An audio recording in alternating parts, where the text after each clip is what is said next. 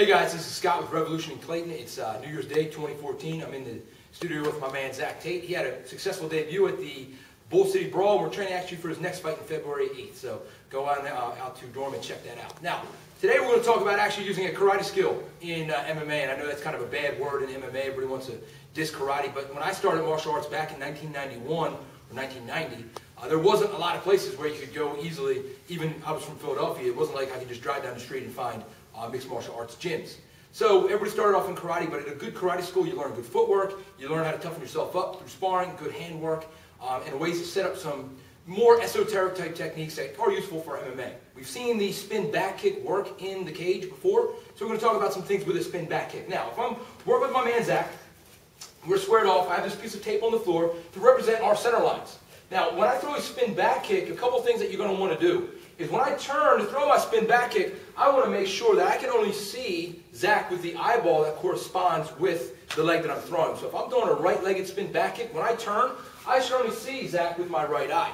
I'm actually going to switch sides, so when I make my turn. So when I turn, I should only see Zach with my right eye. If I can see him with my left eye, I'm no longer back kicking. Now I would be throwing what's more of like a side kick, which is a snapping kick. The back kick should be a driving kick using the glute and the hamstrings and hitting with the heel. So I need to be able to turn and see him with that right eye. Now, if I'm standing squared off with Zach, we have the tape representing our center lines. If I don't cheat over with my left foot, when I spin and turn, I can't see Zach with my right eye. I want to send my kick off at an angle and miss him. At best, I will glance by him and miss him. So what I need to do with my front foot is I need to step over. I need to step over in this fashion. Now when I spin and turn, I can see him with my right eye, and it's a straight line to his body with the back kick.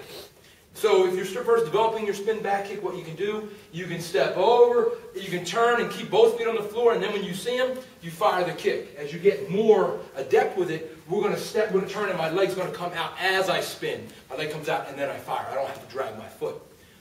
Now, some of the things we have to think about, though, is if he and I are sparring, he's been in the game for a little bit. If I step over, simply step over in front of him, he's going to know something's up. He's going to know I'm planning some kind of spin attack. So I need to hide that initial motion. One way that we can do it is as we're working, I'm going to throw a kind of a lazy hook as I step. And his eyeball and his attention is going to come up top because I've just thrown a hook strike. And now I'm going to continue with the spin and boom, catch him with the back kick. That's one of many ways to set the spin back kick up. Stay tuned. We'll probably throw out a couple more videos in the next couple of weeks or months showing other ways to set up spinning techniques, spinning back kicks, spinning heel kicks that you can use in your sparring. Hope this helps. Have a great 2014. Thanks a lot.